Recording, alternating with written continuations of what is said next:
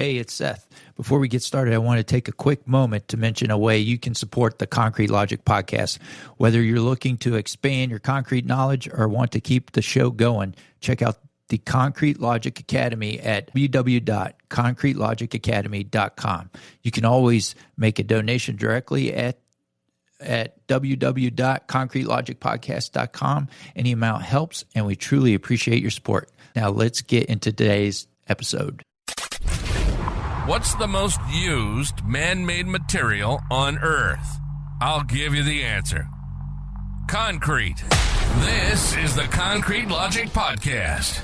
Have you ever stopped to think about the sidewalks, driveways, bridges, or the buildings around you? They're all made from concrete. So why don't we discuss it more? In each episode of Concrete Logic, we'll explore a unique concrete-related topic with the help of industry professionals shaping the trade's future. We'll talk with suppliers, contractors, architects, engineers, specialists, and even proponents of competing materials. We'll get their views on concrete and their visions for its future. So get ready to mix things up with Concrete Logic, where we turn the spotlight on the material that's everywhere but often overlooked. This is the Concrete Logic Podcast. And now, here's your host, Seth Tandett.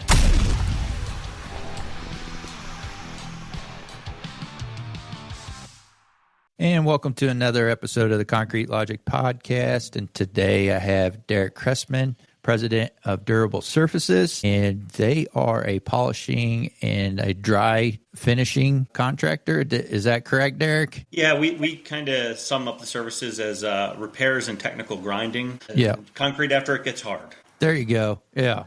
So today what we're going to talk about how do FF and FL numbers shape the concrete floors we rely on today and what they are missing for the future. As logistics and robotics continue to grow, how will the needs for floor specifications evolve beyond FF and FL ratings? What's the difference between how the U.S. industry measures floor flatness and levelness versus what robotics and logistics demand for optimal performance? And lastly, how can we ensure our floors are ready for the robots of tomorrow, and what new specifications should we be looking at? So, Derek, we were discussing before we hit record today with the demands of robotics. There's a gap as far as what our specifications are trying to deliver. Because as a concrete guy, you said you're the contractor that works with concrete after it gets hard. I work for a contractor. We work it when it's still wet. Our standard is an FFFL number, but why you're joining us today is you're saying for new facilities that have robotics, there's a gap there that we need to fill, and that's where your company comes in. So can you introduce us to that, and we'll get started? That's right, Seth. Thanks for having me. Appreciate the time and appreciate the willingness to discuss this topic. So again, my name is Derek Cressman. I'm the president over at Durable Surfaces and one of the partners. And we specialize in the technical grinding and the repair of concrete in industrial facilities, be it for a regular forklift situation or one of these more advanced robotics programs. What I was talking to Seth about before we started here today was just how much the world is changing in the world of industrial logistics and the types of machinery that they're putting in. And what we're finding really is that FFFL is beginning to create a bit of a confusion in the industrial market. The reason being is we have a tremendous amount of clients that tell us, well, we hit these FFFL numbers, but this machine doesn't work right, or we can't put this installation in. Our environment's not quite right. Unfortunately, most of the time, they're finding this out after the fact.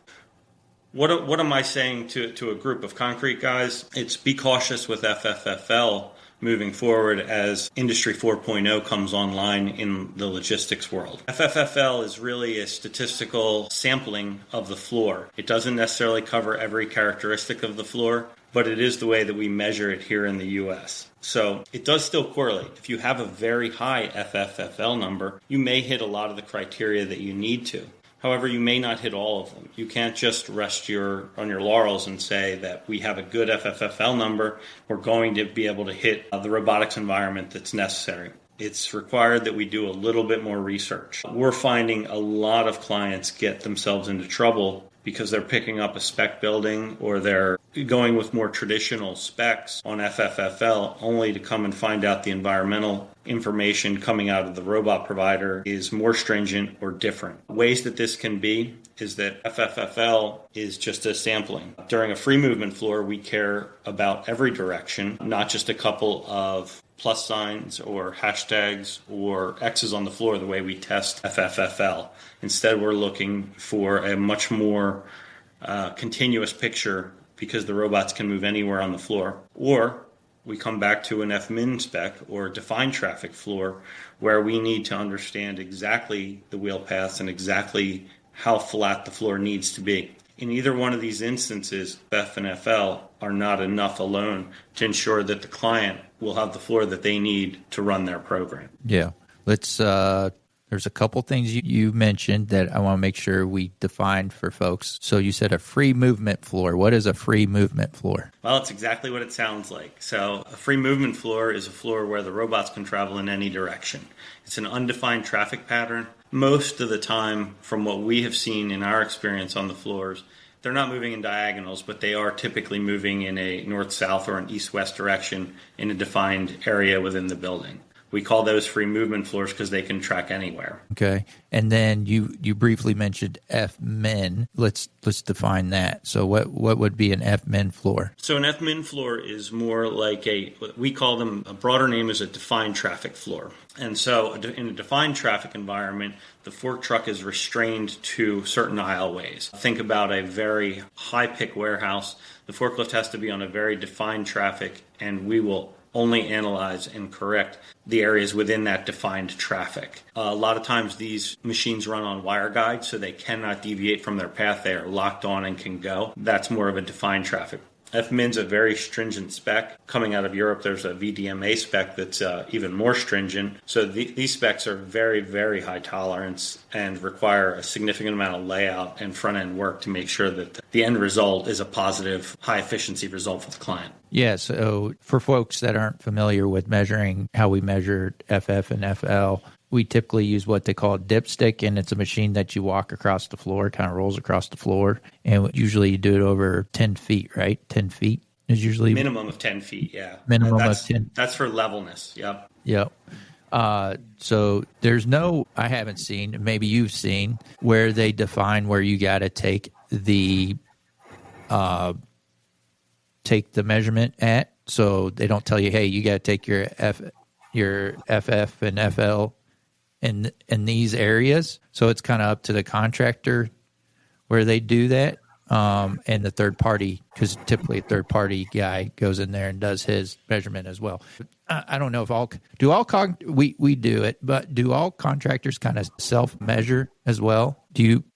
I think a lot of the big guys do that are working in these industrial markets with us. A lot of those guys are out there walking their floors because they want to know that the testing agency is doing it right. Yeah. So that's what I guess I'm trying to set the table for you, Derek, that's how the floors are measured by if the specifications call for that. So typically you'll have, if you look in the specifications, they say, hey, that you need this is your FF you got to hit, this is the FL you got to hit. And then, right now, have you seen the measurement requirement defined a different way other than using a dipstick? Like, have you seen them say, hey, you got to use a scanner? Do you have to use a 3D scanner? Have you seen that at all? Yeah, it really depends. I mean, you guys actually did a really nice job with Leo Zhang there from laser scanning in one of your previous podcasts. Yeah. But yeah, there's multiple ways to kind of go at this problem. For a free movement floor, a lot of times the best way to begin to look at that is a scanner because it gives you a good picture of the floor. The problem with the scanners is precision-wise, we can't quite get down on what some of the robot manufacturers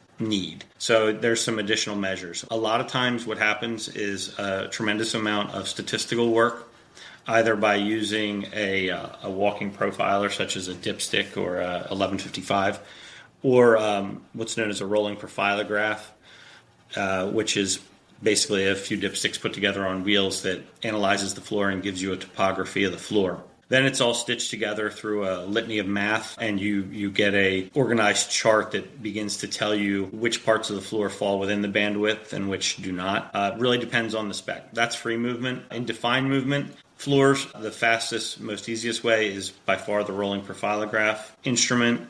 You can do it with the walking D meters, but anybody that's ever done that knows that it is a very long and painful process. And if you mess up halfway along the way, it'll make you absolutely crazy. Yeah. And the other challenge too, so the concrete contractor, third party guy that's doing the FF and FL measurements, they have a window of time to do it in. It has to be between 24 and 72 hours. So they can go over there and measure it in that window, hit their numbers. But what happens to the concrete after that, Derek? Well, here in the Northeast, it twists and turns and curls and carries on. No matter how much we try, everybody seems to experience some form of movement or subbase or issue. But concrete, I feel like, is a living, breathing thing, and it does twist and turn on us here. Yeah. So like I said, you hit your FL numbers, and that meets the spec. And then, but what you're saying is, due to the newer robotics and equipment that are used in these warehouses, that's not enough. That's exactly right.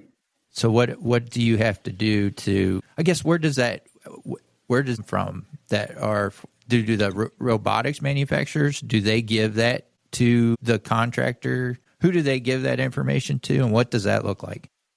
So that's one of the trickiest parts, and that's where we are trying to create some elbow room a little bit in the industry. So a lot of times these buildings are being built before anybody even knows which robotics package is going into it, or maybe that problem hasn't been solved for quite yet as land development's approved and we're beginning to build these buildings out. So we're going with what we know here in the States with an FFFL number. And that's not a bad way of doing things, because if you push the FFFL numbers up, we know that the place and finish guys are going to need to be paid more to take that risk. That makes perfect sense. But the answer to who is creating these rules is each robot manufacturer. So when our clients sign up for whatever sophisticated automation system, ASRS system, or AGV system that they want, it comes somewhere deep within the paperwork, an environmental spec. And this environmental spec begins to dictate how that floor is going to interact with the fork truck. Sometimes our clients get it up front. Sometimes they find out the hard way, unfortunately, that they didn't meet the spec. But each one's a little bit different.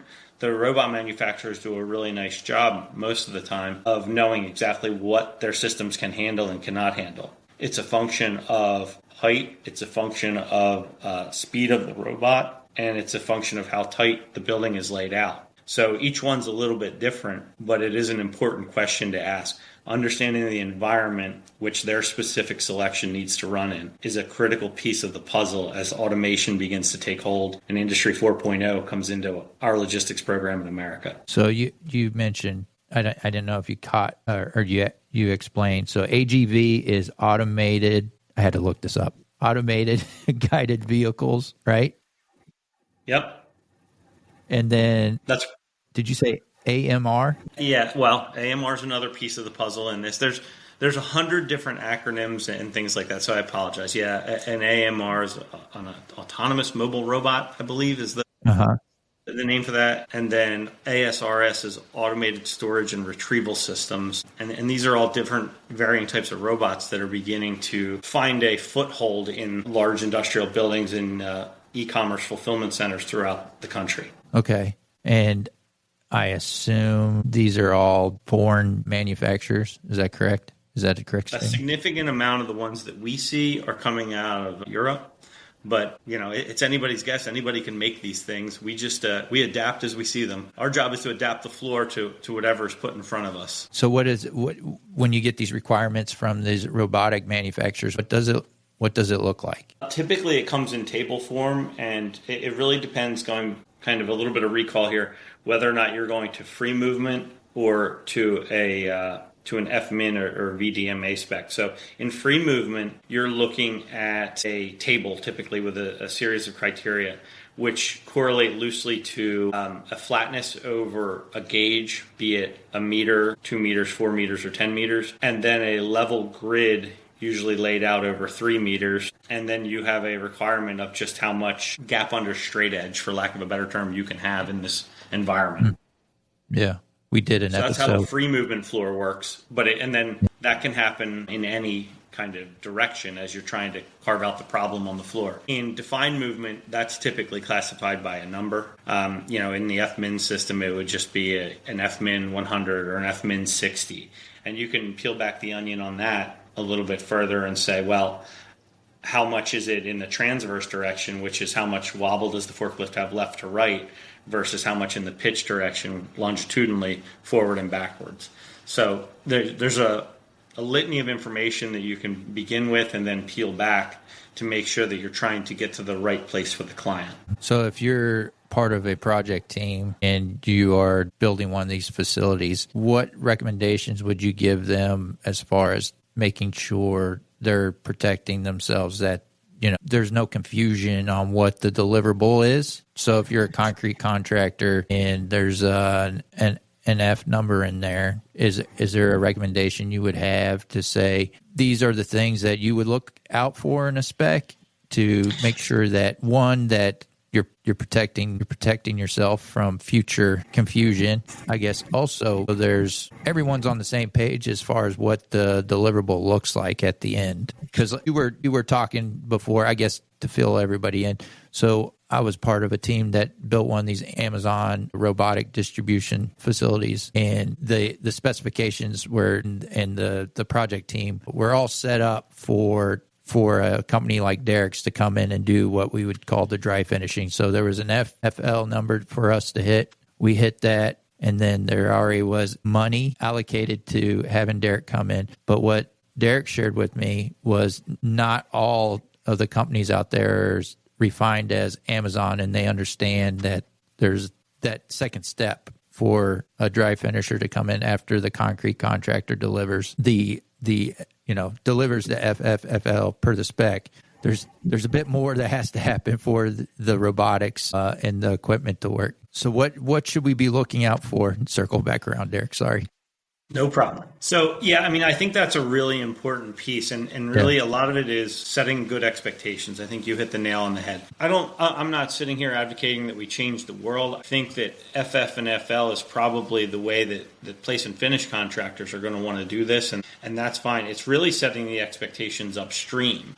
We have a tremendous amount of end user clients that come in and they're like, well, I had an FFFL of a 75, 45, or pick a number. Of course, we can put this robotics platform on, and come to find out after the fact that things didn't really work out that way. And so it's really understanding what FF and FL are telling you. I think a perfectly good way to protect the concrete contracting community is still within FF and FL. As long as they understand, everybody understands, including the testing agency and the owner, what you are delivering. Because ultimately, when the owner comes in and their robotics package doesn't work that well, and the environmental page doesn't really match up with the FF and FL that was delivered on the floor, that's when these more difficult conversations start. And that's when we come in and say, hey, give us a little bit of elbow room as the technical grinding service so that we can solve the problem together and get a floor that was a perfectly good floor and met spec in FF and FL, but now we can get it to the environmental requirements of the robot, which may or may not correlate with the FF and FL system. So it's really, there's not a lot a concrete contractor can do other than sign up for the specification and then make sure that the testing and acceptance is very well defined. The worst thing in the world is when you have an owner that's upset because their environmental is disconnected from the floor that was delivered to them. And it's just making sure that there's open lines of communications. And the way we do construction here, a lot of times we're off to and running prior to maybe they've making a selection of the package, or maybe they don't know exactly what's going in the building. They're down to 3 different vendors for a robotics platform. Those 3 different vendors all have 3 different environmental criteria that may or may not correlate with the number. So that it's getting the project team to understand there's a gray space in there that needs to be talked about. It can't just be swept under the rug, because fixing the problem after the fact is extremely difficult. Yeah. So are we in the States, are we doing, I don't want to say something wrong, but are we doing something different than, say, Europe as far as how they address this? Are they doing it differently than we do? I think that I guess the answer to that question is I don't think we're doing anything wrong. We just build very fast here. So with speed comes some potential agitation. Maybe the floor specs are already set, and maybe the floor's already going in long before we know even who's going in the building, let alone what robot package they're bringing with them. So it's very hard to deliver a robot-ready floor when you don't know what robot you're getting ready for. In Europe, I think that they are a little bit more thoughtful in kind of what the end result is going to be, and timing-wise, what they are willing to allocate to see a project through. That's some of the feedback that we've been given by some of our European peers as we begin to ask questions on how they've surmounted some of the issues that we face from day to day. Yeah. Is there any groups that you're aware of, or maybe you're a part of, that are addressing this in a, like an ACI or something like that, where this is, I guess someone's documenting this and contractors can point to that or use it as a guide to make sure they're, going at this the right way? I think there's a lot of conversations about changing or beginning to publish a document, something like that. Yeah. I don't know that anybody has grabbed a hold of the whole idea yet and ran with it, but I've heard in certain circles around ACI the idea has been brought up, but nobody's grabbed the whole thing and put their arms around it, because every environmental specs seems to be a little bit different. They're all close but different. And so the other thing that's really interesting about as our industry, steadfast, we do things the way we do them, meets tech industry and constant change, it's very hard to keep up with their specs because they're improving these robots daily. We're on some floors where the challenge has been, fix the floor as best as you can within this budget, and simultaneously look at the robot contractor and say, you make that robot work with this floor, the best that we can deliver it. So There's such an evolution. We're all learning so fast. It's really hard to wrap your arms around it and say, well, these are the hard and fast rules, because there is this very large gray area. Yeah.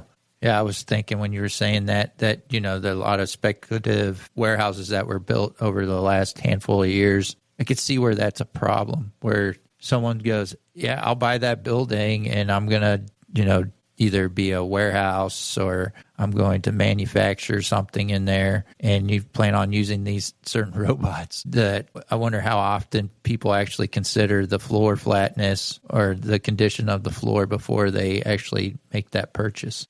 Well, it's a very interesting stat that some of our marketing team dug up through some of our conversations in the industry is that 40% of automation failures actually begin with the floor. So I guess that begins to answer some of that question. We do a tremendous amount of what the industry seems to be calling brownfield site rehab. So I'm living in a warehouse, maybe I can't find employees, and so we're going to switch to some form of automation. We do a ton of repair, not just technical grinding, but a ton of repair work to get these facilities ready for the robots to come in. And a lot of these things are often overlooked. And I can give some pretty wild examples of things that we've kind of run across through the years. We had one experience with a very large bakery client that couldn't find employees, bought a awesome automation system and ran it. And the problem that they were having is at the joints, they were curled and then beginning to erode away. They were breaking these custom bearings within the forklift. They were something to the tune of $12,000 a piece. And they were breaking so quickly that they took a fleet of, I believe, 30 machines and had it down to 12 because they were cannibalizing all the parts. In reality, the floor repair only took maybe a week's worth of time to get these things fixed, and they wound up running through the better part of a global supply of these specialized glass bearings at $12,000 a pop. Oh. So it is often overlooked, and you're like, you kind of look at it and say, well, that was a solvable problem. And in that regard, we've had other experiences where, very, very large 800,000 or 900,000 square foot robotics machines have been put in only to have a utilization of around 30% because of the condition of the warehouse. We go in, we do some work, 30% becomes 99%. all floor related. So the success of their overall implementation does start with the floor. The hard part is getting that little bit of elbow room in the industry before the robots start to run and break. Yeah. This is all good stuff, Derek. The one question I have for you on a new build, what is the ideal timing for you all to come in and do your work? So I think for me, we try to say, when does the installer of the automation system come in?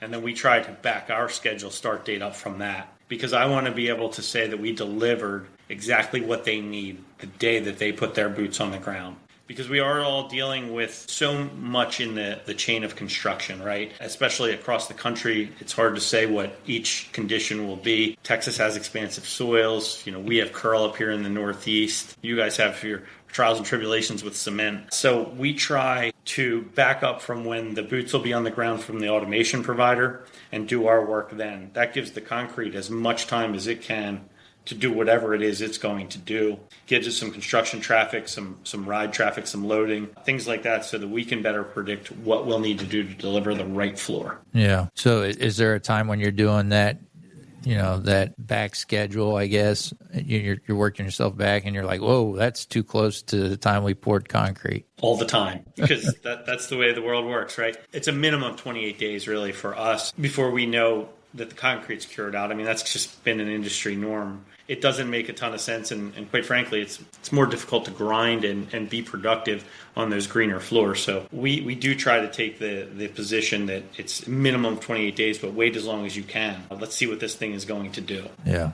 Well, this was great, Derek. I appreciate you coming on the show today. I know we saved somebody oodles of money today if they listen to this episode. I hope so.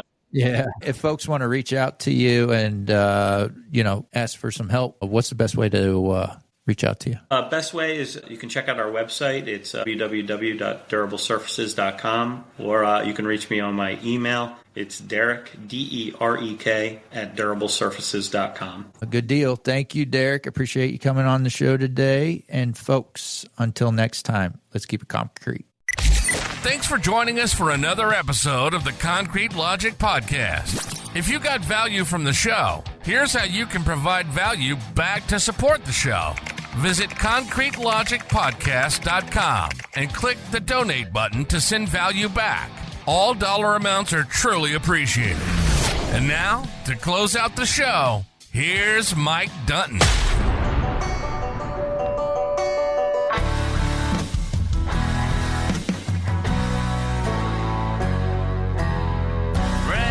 That alarm always sings couple hours before the sun comes up. Open up the side, put some diesel in the lights and wait till the trucks roll up. Yeah, this ain't how most folks live their lives, dripping in sweat, working overtime. But while they're tying their ties for their 9 to 5s, we're out here changing these skylines with wood, iron, and mud. We work hard for a dollar, give thanks to the Lord above. Never make a man do something you can't prove. Hard work calls for a drink or two. Expect more, it's written in our blood. With wood, iron, and mud. From the swamps to the city, from the Lone Star heat to the woods of the Georgia pine. Good old boys and girls who ain't afraid of getting dirty for a clean time. And if you want to see the fire in a grown man's eyes beneath the hot summer sun, find the wild-eyed boys clocking days and nights, working hard to get that job done.